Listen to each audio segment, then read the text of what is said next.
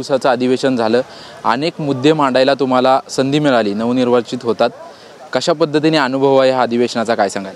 मी आज अधिवेशनाचा अनुभव खरोखर चांगला आहे.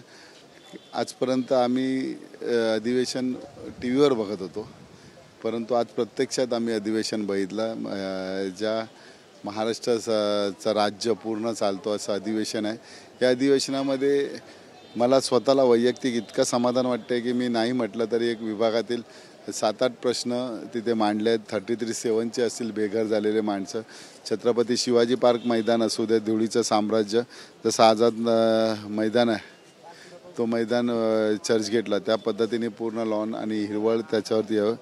त्यानंतर SRAचे काही सांगितलं, पाण्याच्या संदर्भात होते, हॉस्पिटल संदर्भात 2 हॉस्पिटल, प्रभादेवी मॅटर्निटी आणि जाकादेवी ते सिद्धिविनायक मंदिराला दिलेलं, असे विविध प्रश्न मी अधिवेशनाच्या माध्यमातून मांडले. आणि कोळीवाड्यात जो होळीचा सण आहे, हा होळीचा सण पारंपरिक सण आहे, मूळ ओळख कोळी आहे मुंबईची, आणि त्यांच्या जिव्हाळ्याचा प्रश्न आहे होळी सण, आणि त्यांना तो 12 वाजेपर्यंत विशेष बाब म्हणून परमिशन द्यावी यासाठी सुद्धा औचित्याच्या सज्जामध्ये माझा मुद्दा मांडलेला आहे. तुम्ही शिवाजी पार्कचा उल्लेख केलात, परंतु अनेक वर्षांपासून शिवाजी पार्कची समस्या आहे. आजूबाजूच्या नागरिकांना धुळीचा त्रास आहे.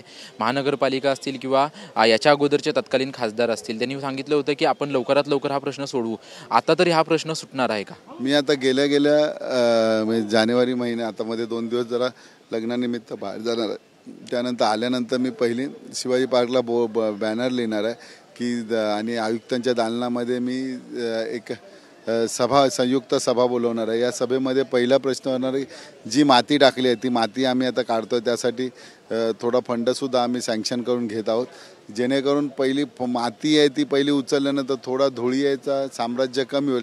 त्यानंतर त्यांच्याबरोबर बोलून जे काही कसं काय करता येईल, त्यामध्ये कसे हिरवळ लावता येईल त्या पद्धतीने सगळ्या रहिवाशांशी बोलू. तिथे जे काही पीचवरती ज्यांना आज गव्हर्नमेंटने दिलं आहे, त्या पीचवरती क्रिकेटचे क्लासेस घेतात त्यांनासुद्धा त्या याच्यामध्ये बोलवणार. त्यानंतर तिथे पोलीस ट्रेनिंगसाठी भौतिक मुलं तिथे ट्रेनिंग घेतात, असे अकॅडमीचे मालक आहेत, त्यांनासुद्धा तिथे बोलवणार. या सगळ्यांवरती जबाबदारी देणार की तुम्ही शिवाजी पार्क, छत्रपती शिवाजी पार्क हे मैदान पूर्ण, आणि थोडा महानगरपालिकेला सांगणार, थोडा PWDला सांगून त्या संपूर्ण मैदानामध्ये कशी हिरवळ करता येईल त्याचा प्रयत्न करणार. सिद्धिविनायकचा प्रश्न मांडलात, परंतु सिद्धिविनायकचे जे आता अध्यक्ष आहेत त्यांच्याविषयीचा एक तुमचा प्रश्न होता की गोळीबार संदर्भातला जो आहे तो प्रश्न आता तुम्ही औचित्याचा मुद्दा म्हणून आज मांडलेला आहे.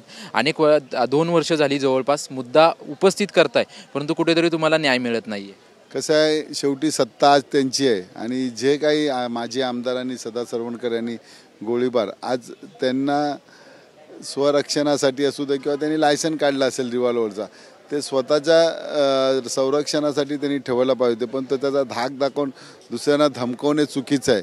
आणि ते सुद्धा आमच्यासारख्या व्यक्तींना धमकवणं की ज्यांनी तुमच्यासाठी एवढं वर्ष केलं असेल त्याचा मोजमाप आम्ही कधी केलं नाही.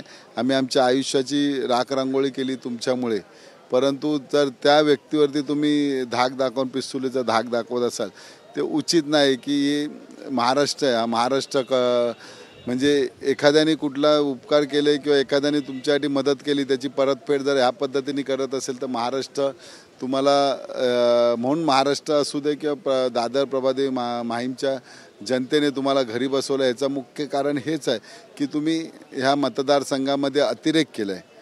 तो अतिरेक लोकांच्या दिसण्यात आला, म्हणून लोकांनी तुम्हाला आज घरी बसवलं. शेवटचा प्रश्न त्याच विषयी, आतापर्यंत रस्त्यावरती त्यांच्या विरोधात लढाई लढत होतात, म्हणजे जो गोळीबार केला होता तुमचा आरोप होता, रस्त्यावरती लढाई लढत होता, तुम्हाला न्याय मिळाला नाही. आता सभागृहात आलेला आहात, सभागृहात देखील तुम्ही तो प्रश्न मांडलाय, न्याय मिळेल तुम्हाला वाटतंय का त्याविषयी? न्याय तर मिळणार नाही, कारण सत्ताधारी पक्ष त्यांचाच आहे, म्हणून ते त्यांच्या आमदाराला वाचवण्याचा प्रयत्न करणार. परंतु न्याय मागणं आमचं काम आहे, तो आम्ही न्याय मागितला आहे न्याय मंदिरात.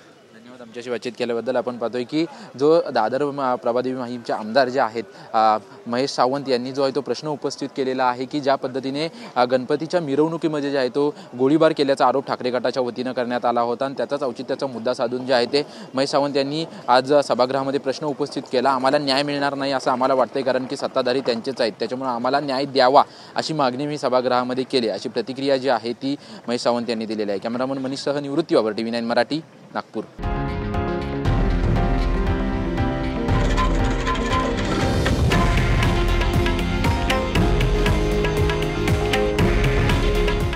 आहे देशातील नंबर 1 न्यूज नेटवर्क आणि आपण पाहत आहात TV9 मराठी.